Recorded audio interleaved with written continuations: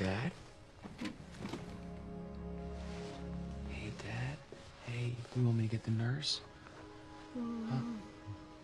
What do you want? What can I do? Can I get... You want some water? Huh? You want a bit of water?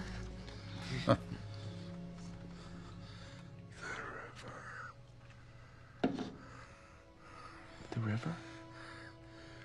Tell me how it happened. How what happens? Go.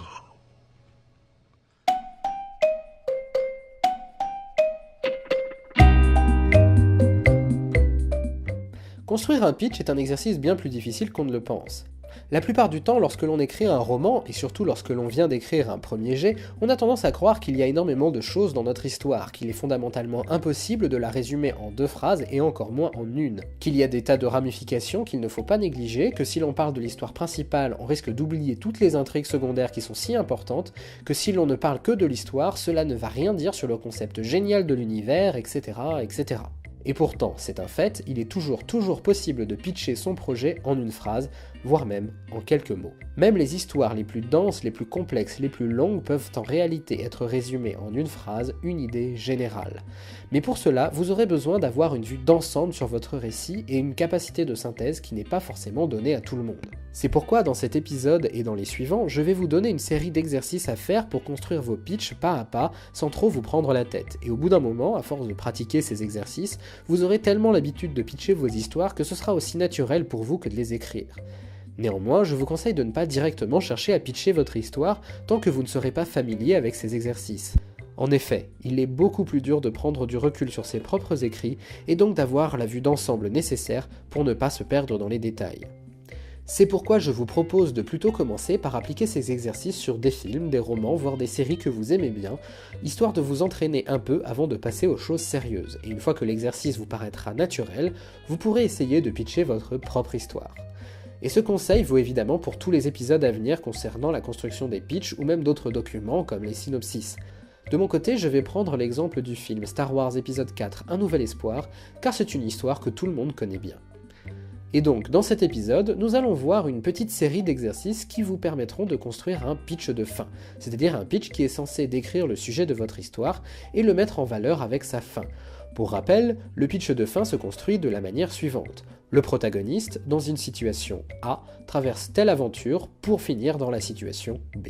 Les informations importantes sont donc le protagoniste, la situation A, l'aventure et la situation B. Et c'est justement ce que ces exercices vont vous permettre d'identifier. En premier lieu, donc, posez-vous la question, quelle est l'émotion principale que l'on doit ressentir en lisant votre roman ? En effet, raconter une histoire, c'est toujours une question d'émotion. Bien sûr, il y a 1000 autres choses dans un roman, mais la réalité, c'est que si vous en êtes à raconter une histoire, c'est que vous souhaitez en réalité transmettre des émotions à votre public d'une manière ou d'une autre. Et, de la même manière, si votre roman est bon, il provoquera tout un tas d'émotions différentes chez vos lecteurs. Néanmoins, réfléchissez bien. Vous vous rendrez compte que, dans chaque histoire, il y a toujours une émotion en particulier qui va prédominer toutes les autres. Le rire, l'amour, la peur, l'héroïsme ou que sais-je encore. Pour bien parvenir à identifier cette émotion, posez-vous en fait la question suivante. Si mon lecteur ne devait ressentir qu'une seule émotion en lisant mon roman, qu'est-ce que ce serait ? Est-ce qu'il devrait rire à s'en rompre les côtes ? Est-ce qu'il doit pleurer toutes les larmes de son corps ? Est-ce qu'il doit en tirer l'envie de réaliser ses rêves ? En bref, que doit-il ressentir en priorité en lisant votre roman ? Pour Star Wars, c'est facile. Le sentiment que l'on ressent en voyant le film, c'est de l'excitation, de l'enthousiasme, une folle envie de faire de grandes choses, de partir à l'aventure, de sauver la galaxie. En un mot, il s'agit donc de ressentir du courage. Une fois que c'est fait, que vous avez répondu à cette question, mettez cette information dans un coin et passez à l'exercice suivant. Pour celui-ci, je vais en fait vous poser la question « Quelle est la dernière scène, la dernière image, peut-être même la dernière phrase de votre premier jet ?» En d'autres termes, il se passe quoi dans l'épilogue ? Alors, pour rappel, l'épilogue d'une histoire, c'est ce qu'il se passe après que les enjeux principaux de l'histoire aient été résolus. C'est ce que l'on va appeler le retour avec l'élixir, où l'on voit enfin les conséquences bénéfiques, négatives ou pas du tout de tout ce qui s'est passé dans l'histoire. Par exemple, dans Star Wars, c'est tout ce qu'il se passe après que Luke ait détruit l'étoile de la mort. Ici, il s'agit donc de la fameuse scène où Luke, Han et Chewbacca reçoivent les honneurs pour avoir sauvé la rébellion. Une fois que c'est fait, essayez de décrire la situation au commencement de l'histoire en faisant attention aux points suivants. Tout d'abord, ne considérez que le début chronologique de l'histoire, pas le début narratif. En effet, beaucoup d'histoires ont tendance à commencer par un extrait de la fin afin de vous donner envie de savoir comment les personnages en sont arrivés là, mais ce n'est pas ce qui nous intéresse ici présent. De même, il arrive souvent que des histoires fonctionnent avec des flashbacks, et donc que certains soient tentés de dire que le début de l'histoire, chronologiquement parlant, c'est en fait le flashback le plus ancien. Mais non. Si ce sont des flashbacks, c'est qu'ils se déroulent avant le début de l'histoire et qu'ils ne servent qu'à apporter des informations au héros dans le courant de l'histoire. Bref, sachant cela, essayez de déterminer quel est vraiment le début de votre histoire. Une fois que vous l'avez trouvé, essayez de décrire la situation en une seule phrase. Mais si vous n'y arrivez pas, ce n'est pas très grave non plus. Néanmoins, tâchez de rester assez général et de ne pas trop entrer dans les détails, il n'y en a pas besoin. Pour Star Wars, l'histoire étant racontée de manière chronologique, c'est assez simple. Au début de l'histoire, la situation est plutôt claire, un empire maléfique domine la galaxie et la rébellion est en danger aux abois. Une fois que vous avez identifié la situation de départ, comparez avec ce qu'il se passe dans l'épilogue et essayez de voir ce qui a changé ou ce qui n'a pas changé justement. Car, bien entendu, rien ne vous oblige à raconter une histoire où les choses changent, en bien ou en mal.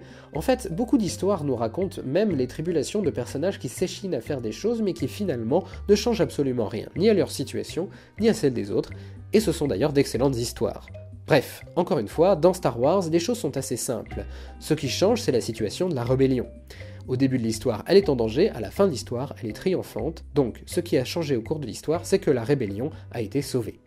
La question suivante consiste alors à trouver qui ou quoi est à l'origine de ce changement, ou de ce non-changement. Que ce soit par ses réussites ou ses échecs, qui a fait bouger les choses, qui a empêché qu'elles bougent ou qui a essayé de les bouger. Et vous vous rendrez compte que ce sont toujours des personnages qui sont responsables de ces changements ou de ces non-changements. Encore une fois, les personnages peuvent être tout ou n'importe quoi, ce ne sont pas forcément des êtres humains, loin de là même. Mais le fait est que ce sont toujours des personnages qui sont, d'une manière ou d'une autre, les moteurs de l'histoire. Et même un personnage qui subit, qui ne fait que réagir, est responsable du changement ou du non-changement par ses réactions.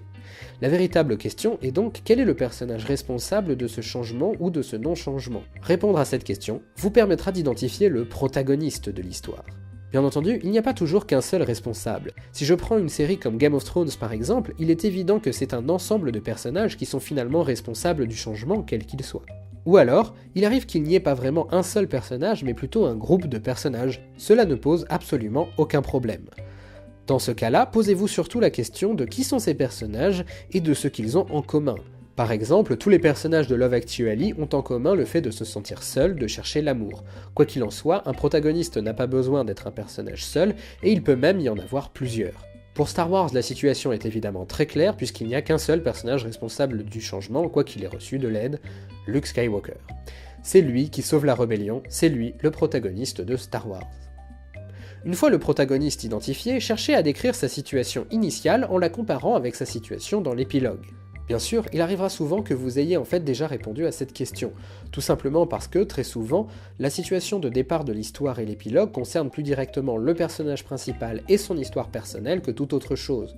Dans ce cas, bonne nouvelle, ignorez cette question, ou plutôt renotez ce que vous avez déjà écrit et passez à la suite. Sinon, comme dans le cas de Star Wars, répondez normalement à la question. Dans Star Wars, au départ, Luke Skywalker est un jeune fermier qui vit sur une planète paumée au fin fond de la galaxie chez son oncle et sa tante. Et maintenant que vous avez la situation de départ de votre personnage, comparez-la avec l'épilogue et cherchez à comprendre ce qui a fondamentalement changé ou pas pour lui, que ce soit psychologiquement ou au regard de sa situation sociale. Là encore, il y a des chances pour que vous ayez déjà répondu à cette question, c'est tout à fait normal. Dans le cas de Star Wars, ce qui a changé pour Luke dans l'épilogue, c'est qu'il est devenu le héros de la rébellion.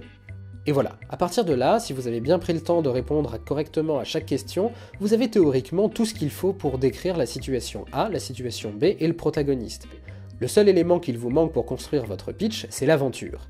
Eh bien, évidemment, c'est souvent le plus dur à trouver, car on a souvent l'impression que nos personnages vivent tout un tas d'aventures très différentes au cours d'un roman. Pour trouver ce dernier élément, je vous conseille donc de commencer tout simplement par faire la liste de toutes les choses qu'accomplit votre protagoniste dans l'histoire ou qu'accomplissent vos protagonistes de manière générale d'ailleurs, ça ne change rien.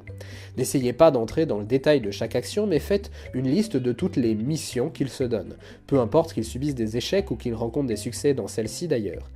Et si vous avez besoin de davantage de précision, demandez-vous quelles sont toutes les missions que le ou les protagonistes tentent d'accomplir et qui mènent à l'épilogue. Dans Star Wars, par exemple, Luke essaie d'amener les plans d'étoiles de la mort à la rébellion, de sauver la princesse Leia, de détruire l'étoile de la mort. C'est en gros l'ensemble des missions qu'il doit accomplir et qui amène à l'épilogue. Une fois que vous avez fait cette liste, il vous suffit alors bêtement de trouver un lien entre ces différentes missions, ces différents accomplissements. Qu'est-ce qui les rassemble? Qu'est-ce qui est leur point commun? Et vous verrez qu'a priori, il y en a toujours un. Ou en tout cas que les événements les plus importants sont effectivement reliés les uns aux autres par une idée commune. Et c'est cette idée-là qui est en fait l'aventure de votre histoire. Dans Star Wars, le lien entre sauver la princesse, détruire l'étoile de la mort ou ramener les plans à la rébellion, c'est globalement rendre service à la rébellion de plusieurs manières différentes. Donc voilà le lien entre toutes ces missions. Il s'agit d'aider la rébellion, tout simplement. Et voilà, vous avez enfin tous les éléments pour construire votre pitch de fin. Il ne vous reste donc plus qu'à faire le tri entre toutes les informations que vous avez notées et à le rédiger. Pour faire le tri, la consigne est simple. Concentrez-vous uniquement sur ce qui change réellement ou sur ce qui aurait dû changer mais ne change pas, et éliminez tout le reste. Par exemple, le fait que Luke vive chez son oncle et sa tante au début de l'histoire n'a pas d'intérêt pour montrer le changement qui s'est opéré, que ce soit pour Luke ou pour la rébellion. Et donc, cette information n'apparaîtra pas dans le pitch au final. Et pour rédiger le pitch, il vous suffira de compiler ce qu'il vous reste dans un ordre qui fasse sens au regard de la langue française, tout simplement. Mais le petit truc que je vais vous donner, c'est de prendre en compte l'émotion principale du récit que vous avez identifiée au tout début de cette série d'exercices, et essayer de faire en sorte que le pitch reflète cette émotion. Par exemple, si votre histoire est censée être drôle, votre pitch devra faire rire, ou si votre histoire est censée être triste, il devra inspirer la sympathie.